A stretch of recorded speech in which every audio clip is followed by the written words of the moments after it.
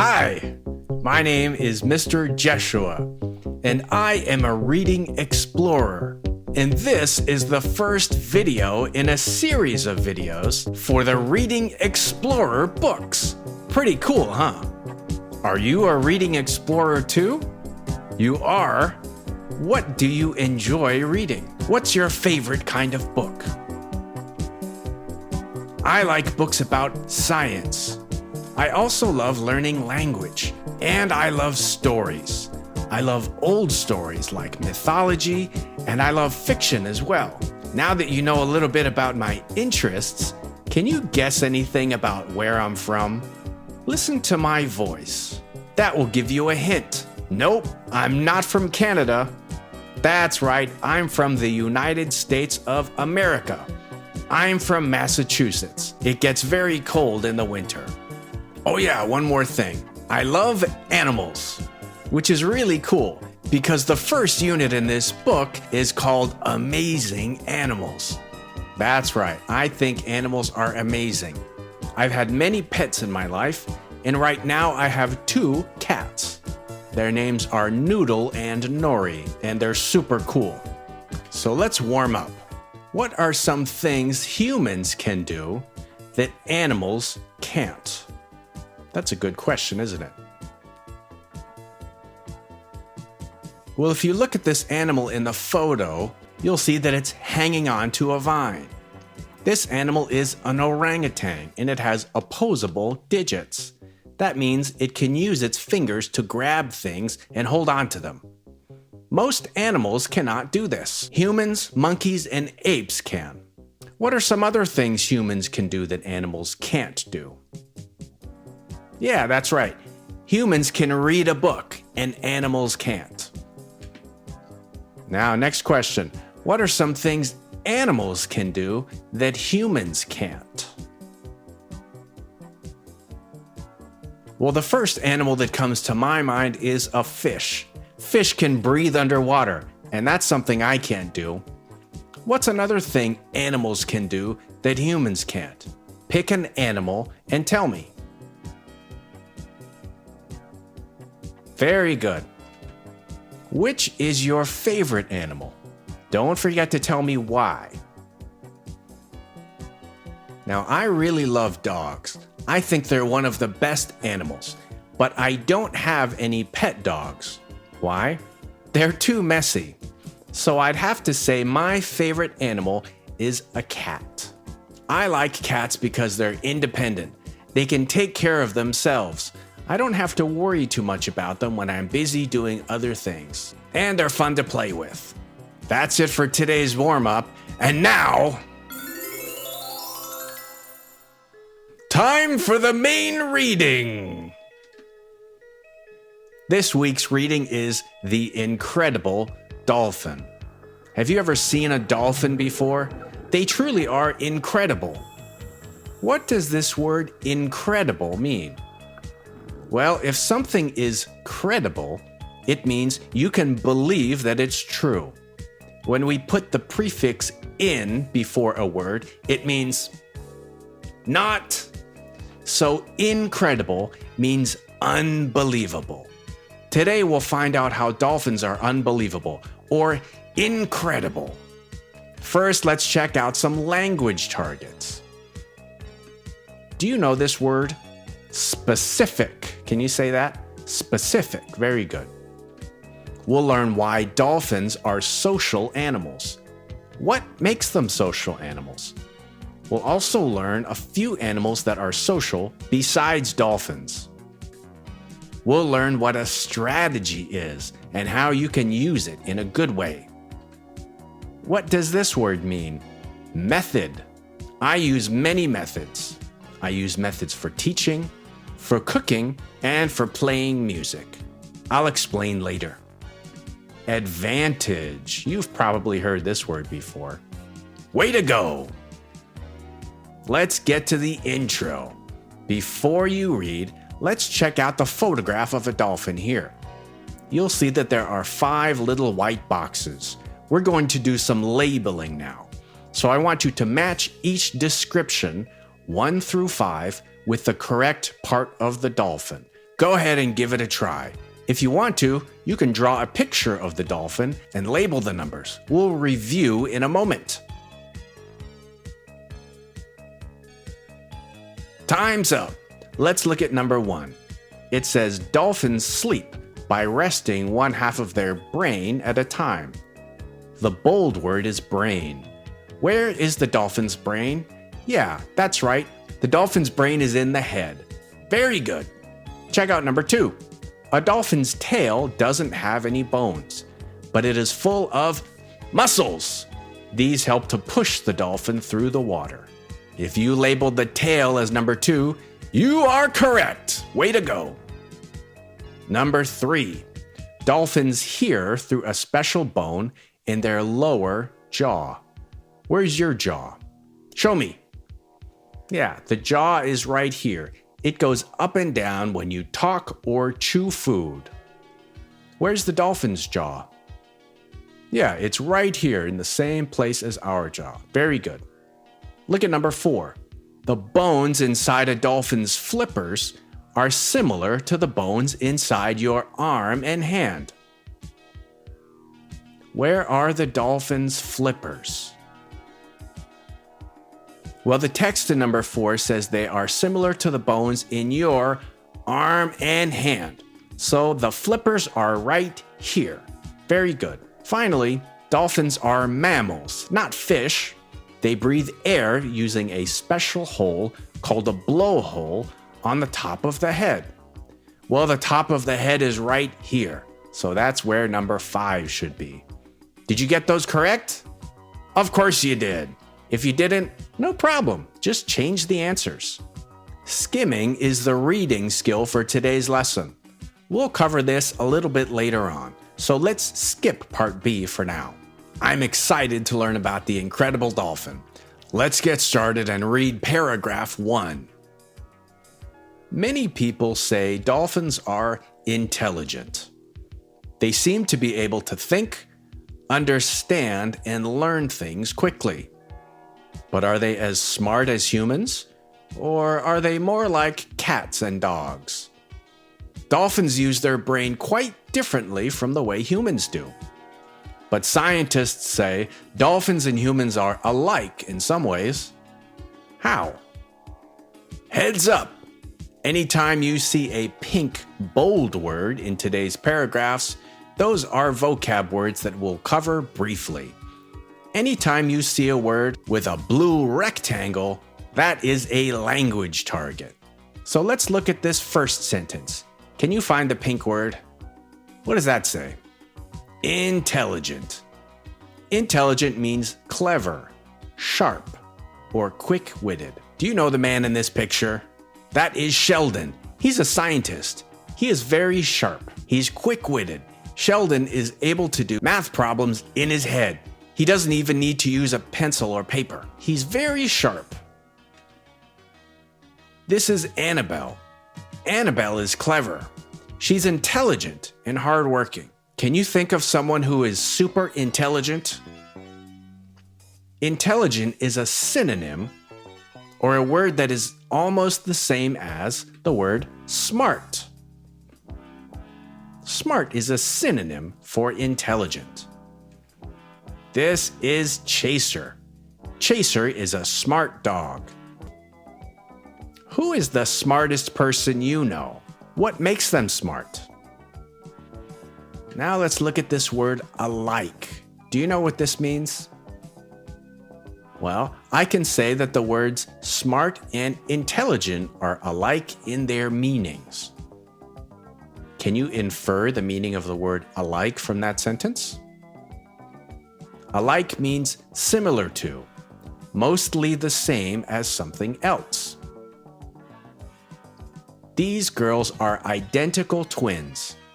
Identical twins look almost exactly alike. Can you see how they're mostly the same? This is another pair of identical twins. These two girls are very alike. Even the clothes they are wearing are alike. These two boys are alike. They're identical brothers. These two girls look very much alike. they're identical sisters. Now remember, the word alike means mostly the same. So if you look closely, you can find some differences between things that are alike. For example, even though these two girls are very much alike, I can see that one sister is a bit taller than the other. Can you find another way that they're a little bit different or not exactly alike?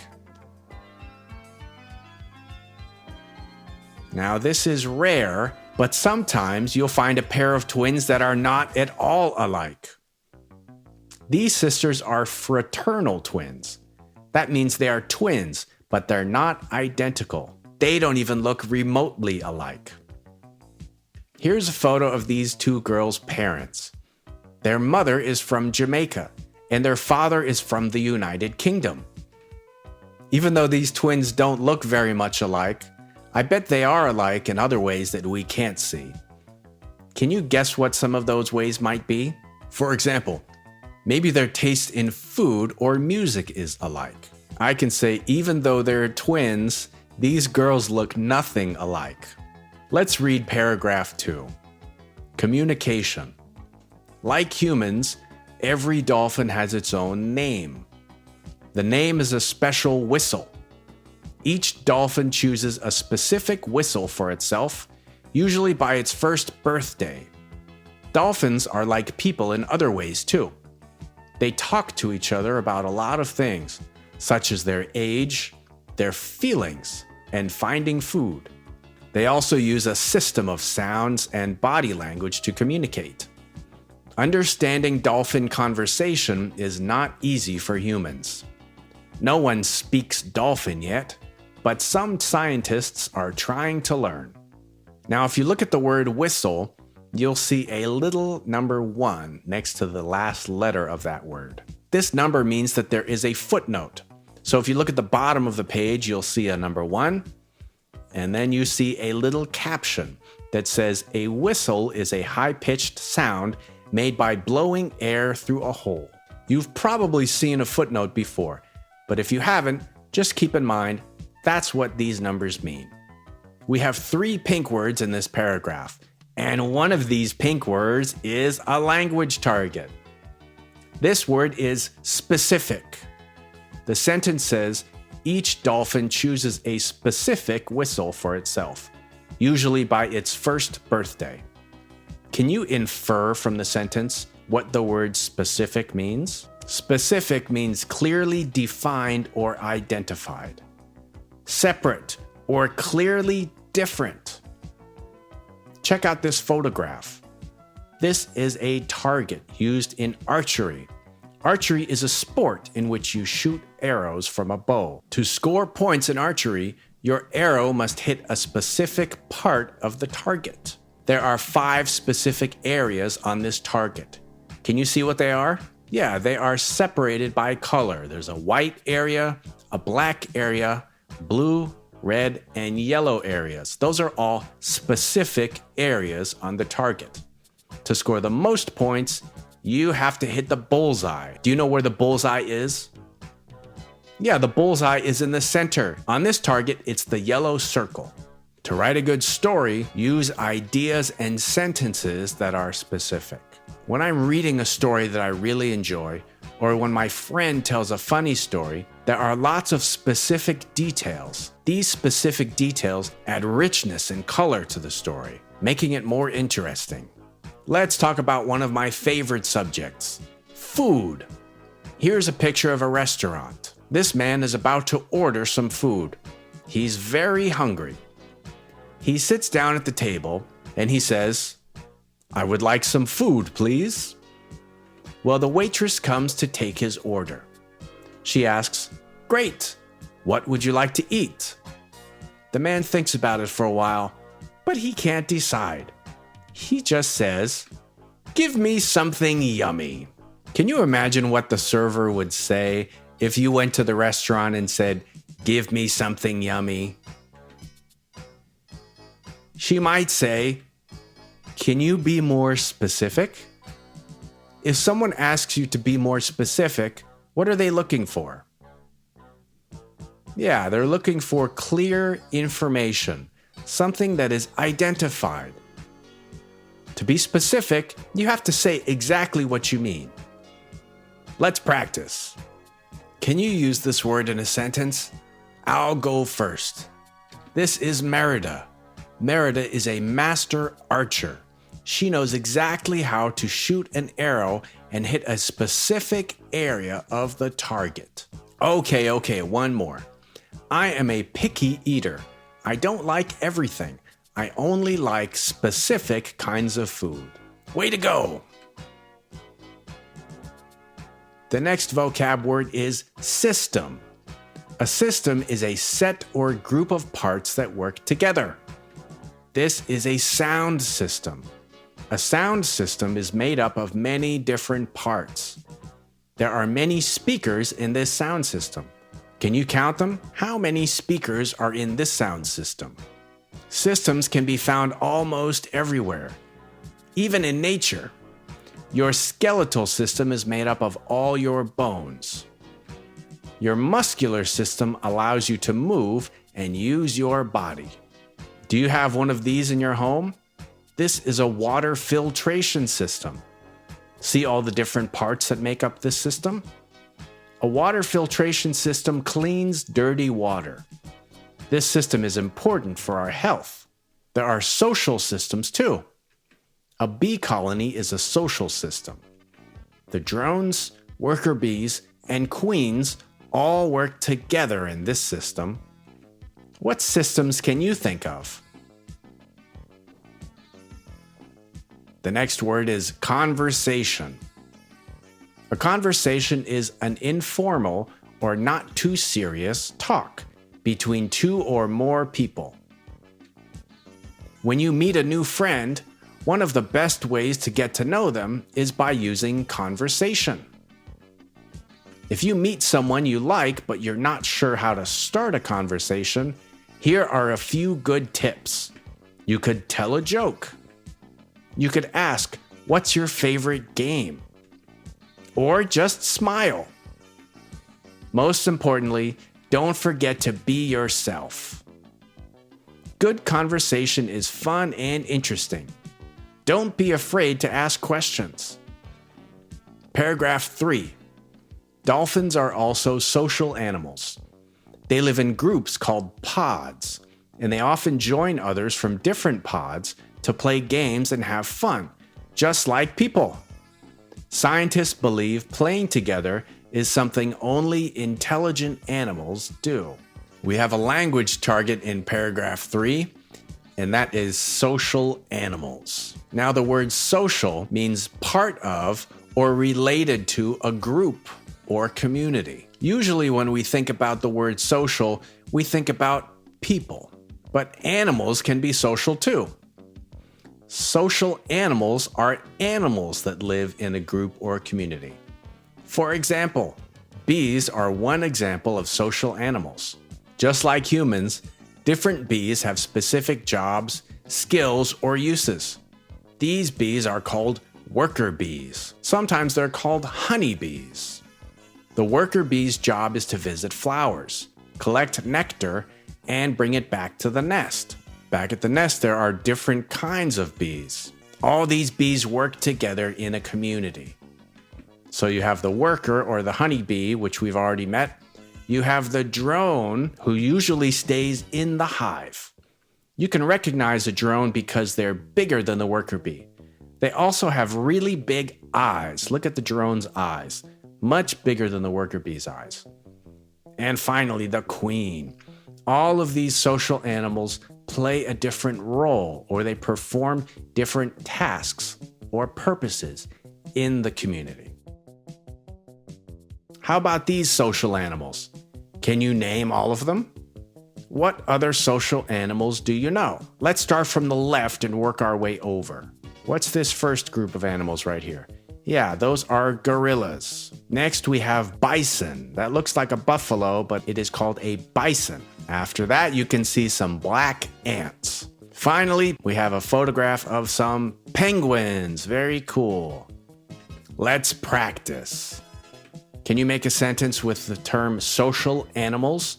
Remember, these are animals that live in a group or community. This animal is called a meerkat. Meerkats are highly social animals.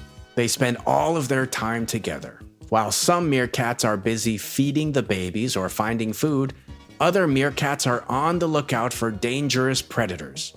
They all have different jobs that they perform as part of their community. Pause the video and make a sentence with the term social animals. Very good. Let's read paragraph 4.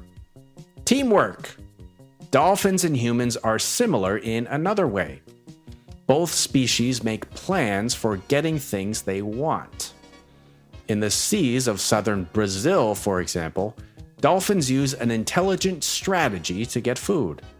When there are fish near a boat, dolphins signal to the fishermen to put their nets in the water.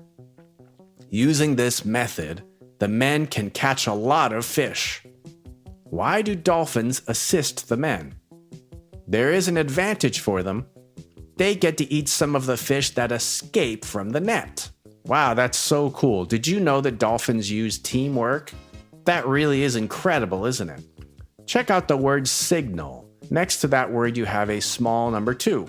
If you remember, we talked about this earlier. That number 2 means there is a footnote. So if you look at the foot or the bottom of the page, you'll find another number 2. That will give you some information about this word. So check out the footnote with me now. It says if you signal to someone, you make an action or a sound to tell that person something. A signal might look like this. Or it might sound like this. Caw-caw! How do you think the dolphins signal to the fishermen? Okay, we have a few language targets on this page. The first one is strategy. We're also going to learn how to use the word method. And finally, advantage. So let's take a look at these words now. A strategy is a plan of action, a master plan, or a game plan. Using your fists to type is not a good strategy, right? If you're typing with your fists on your keyboard, the words on the screen won't make any sense. Imagine writing a letter or doing your homework using only your fists to type. That's not a good strategy. Strategy games like chess require study, practice, and planning. Have you played chess before? It is a game of high strategy. It takes a long time to learn how to play this game well because there are many different strategies to use. What other strategy-based games do you know? What about homework, study, and tests? A good strategy for doing well in school involves regular study. Is cheating a good test-taking strategy? Why or why not? Whether or not you think it's a good strategy, cheating is dangerous. Do you think the student with the eye patch is good at cheating?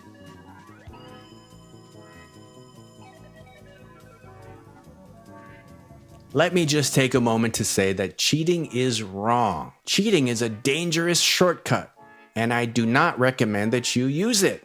It is not a good strategy. Let's practice. My strategy for climbing the mountain is to go slow and steady. I'll take breaks every 10 minutes or so that I don't get tired. That's my strategy for climbing the mountain. Pause now to tell me your sentence. All right, let's look at the next word, method. A method is a specific way or system of doing something. A method can help you perform tasks faster. Some methods have many steps that are done in a specific order. For example, the scientific method is used by scientists worldwide. The scientific method allows scientists to perform experiments correctly. Using this method, scientists can get good results. Some methods are old ways of doing something.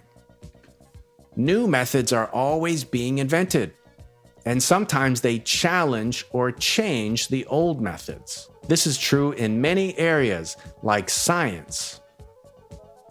There are methods for teaching, too. In the background, you can see a teacher teaching at the front of the class. That is a classic method. It has been used for a long time, and it's still used today. In the foreground, you can see a teacher who's sitting with her students. How are these methods different? How are they similar? There are even methods for cooking. A chef knows many methods for using knives. Here you can see the hands of a sushi chef. This chef is using a special method to cut the fresh fish. Here we have a picture of a chef cutting some vegetables. If you don't look too closely, you might think that these chefs are using the same method. But look carefully at these two methods. How are they different? Let's practice. A method is a specific way or system of doing something. My method to get ready for a test is to study a little bit every day. That helps me remember the information. Another method is just to play every day and not study. Then the night before the test, you study as much as you can. Which method do you think is better? Now I want to hear about some of your methods. What is your favorite method for studying? How about your method for starting a conversation? And what's your method for climbing a tree? Let's check out the word assist. The word assist means to help or be useful to someone or something else. I assist my mom in cooking dinner. I am helpful and useful to her. I help hold the vegetables and she helps cut them. Some things can assist indirectly. For example, badminton birdies are usually white. Their bright color assists visibility. Visibility is the ability to be seen. Take a look at this photograph. Where's the birdie? Yeah, it's right there. The birdie is white. What if the birdie was dark blue? A dark color would not assist visibility. That's why badminton birdies are usually white or another bright color, because it assists visibility. What is something that assists you to write a story? Let's check out this word, advantage. Can you say that? Advantage. This is a strong point or a bonus that puts one in a better position over another. People, animals, things, even times or situations can all have their advantages. When identifying advantages, look for points that make something stronger or better than something else. Let's take a look at a pair of sneakers. Do you wear sneakers? Of course you do. What advantages are there to wearing sneakers? I like my sneakers because they protect my feet. They also help me run, walk, and jump. What about flip-flops? Are there advantages to wearing flip-flops? Well, sure there are. If you're at the beach, flip-flops are great because you can get your feet wet, and it doesn't matter. Flip-flops are also very easy to take off and to put on. You don't have to tie your laces when you're wearing flip-flops. Now, what if we compare the advantages of sneakers over flip-flops? What advantages do sneakers have over flip-flops?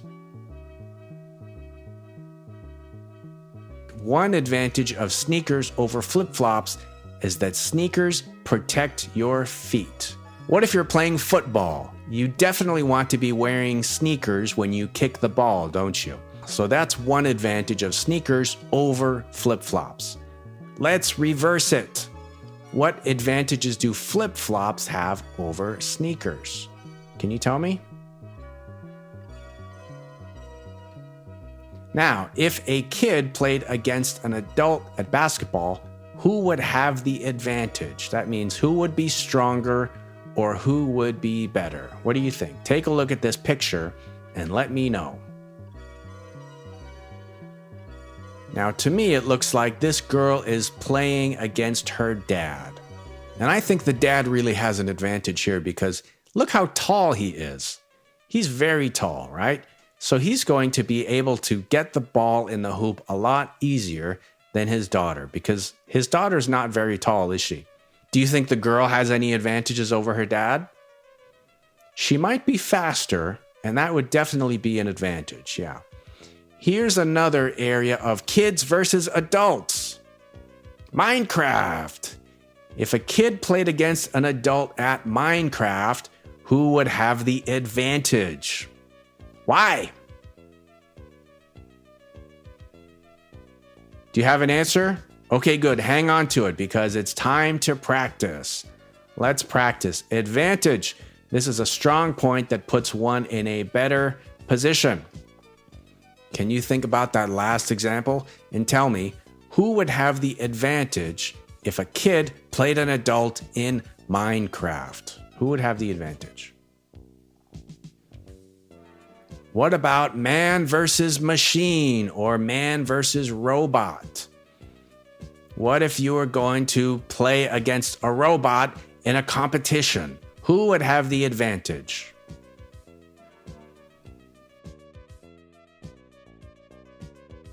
Way to go! You finished the reading. Great job.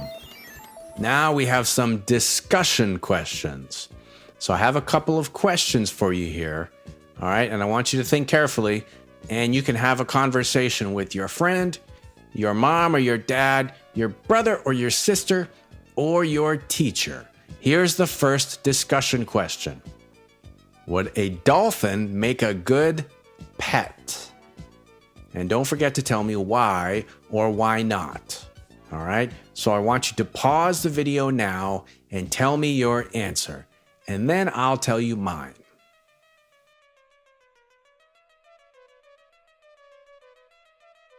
Very good. Here's my answer to the question. Would a dolphin make a good pet? My answer is absolutely not. Now, the reason for this is because I live in the mountains. I do not live near the ocean. So for me, personally, a dolphin would not make a good pet because there are no oceans around, okay? And I don't have a tank full of salt water to keep a dolphin in. Remember, dolphins are ocean animals, so they definitely need that salt water to swim in and to play in and to live in and to be smart in and to do all those other incredible things that dolphins do. All right, so that's my answer. Now, if I were a millionaire and I had tons of money and I lived near the ocean, maybe I would think about keeping some dolphins as pets. But until that day, I say no. Dolphins do not make good pets. Question 2. If you could communicate with a dolphin, what would you say? All right, what would you tell the dolphin?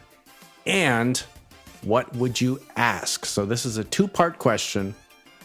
Remember, communication goes both ways. It goes in and out. So what would you say to the dolphin and what would you ask the dolphin? Pause now to tell me your answer.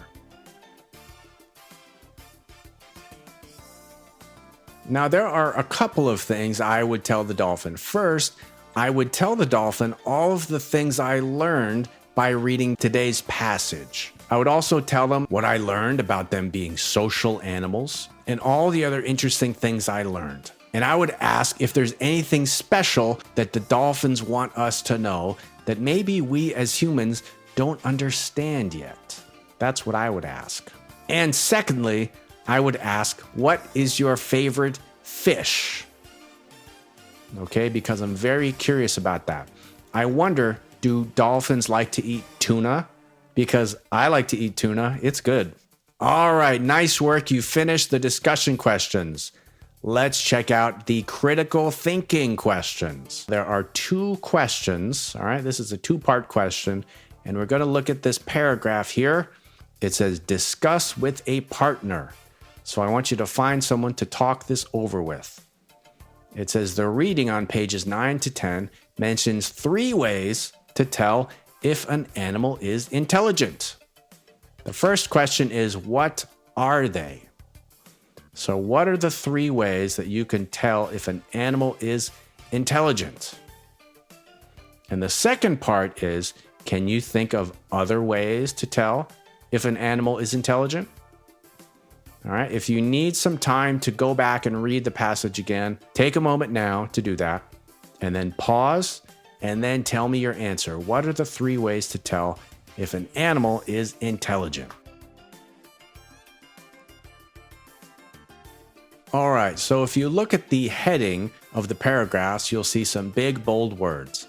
The answers to this question, or the 3 ways to tell if an animal is intelligent, are play, communication, and teamwork. Okay, those are the 3 ways. Now, can you think of other ways to tell if an animal is intelligent? So these 3 things, play, communication, and teamwork, those are all behaviors.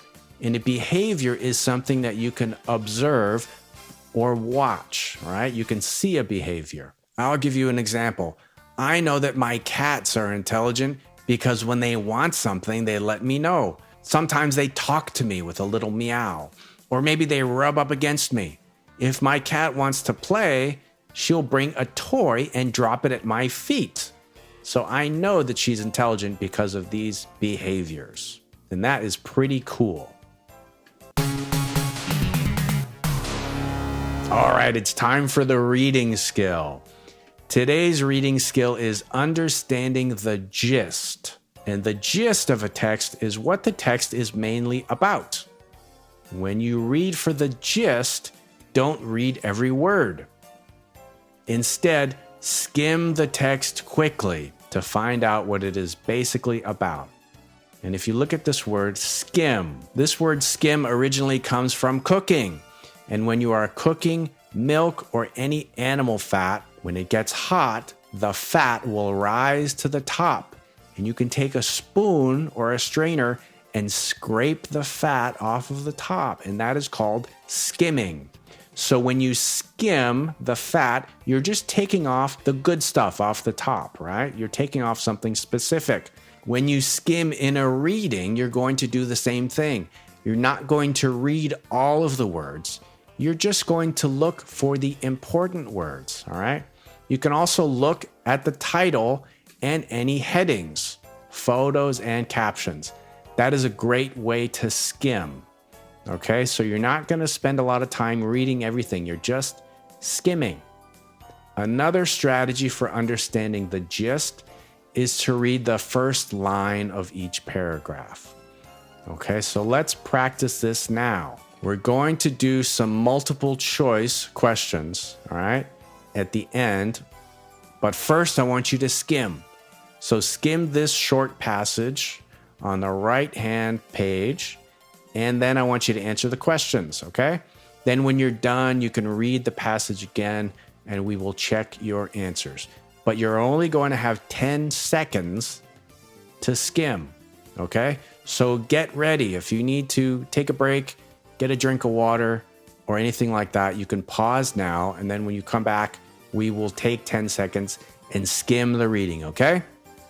Here we go.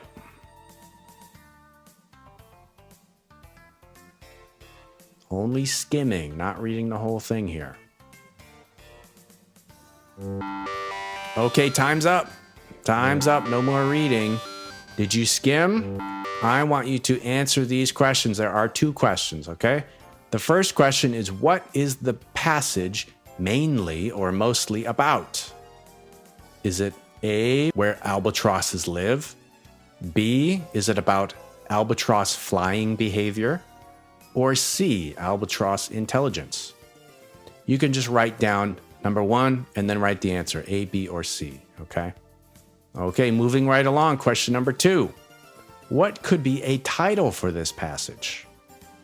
Question 2, what could be a title? Is it A, riding the ocean winds? B, catching fish? Or C, the smartest bird? What do you think? A, B, or C for number 2? Did you write it down? Okay, good. Let's check your answers. Here we go. Number 1, what is the passage mainly about? If you chose B for your answer, then you are correct. This passage is about albatross flying behavior. Let's take a look. The albatross is one of the world's largest flying birds. It also has the largest wingspan of any bird, up to 3.4 meters from tip to tip. Oh my goodness. These giant birds use their wings to ride the ocean winds. They can fly for hours without rest, or even without moving their wings. That is called gliding. Some may even be able to sleep while flying. That's amazing. Most albatrosses spend nearly all their time in the air. In fact, they only return to land to breed or to make babies. A parent albatross might fly thousands of kilometers to find food for its young. In its lifetime, an albatross can fly a total of more than 6 million kilometers. Oh my goodness, that is crazy. All right, that is question 1. The passage is about flying behavior of the albatross. Okay, that's a giant bird. Let's check out question 2. What did you get for your answer? What could be a title for this passage? Well, if you said B, you are incorrect. That's not right. The correct answer is A. A title for this passage could be Riding the Ocean Winds. Check it out. These birds use their wings to ride the ocean winds. Pretty cool, huh? Nice work. Well done. Hey, I have a present for you. That present is some homework. Yeah. For homework, you're going to do multiple choice part A on page 12. Okay, it's right here.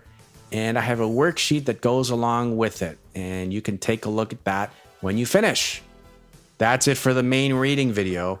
Up next, we're going to have the writing and retelling video. So get ready for that because here it comes. Thanks for joining me. I'll see you next time.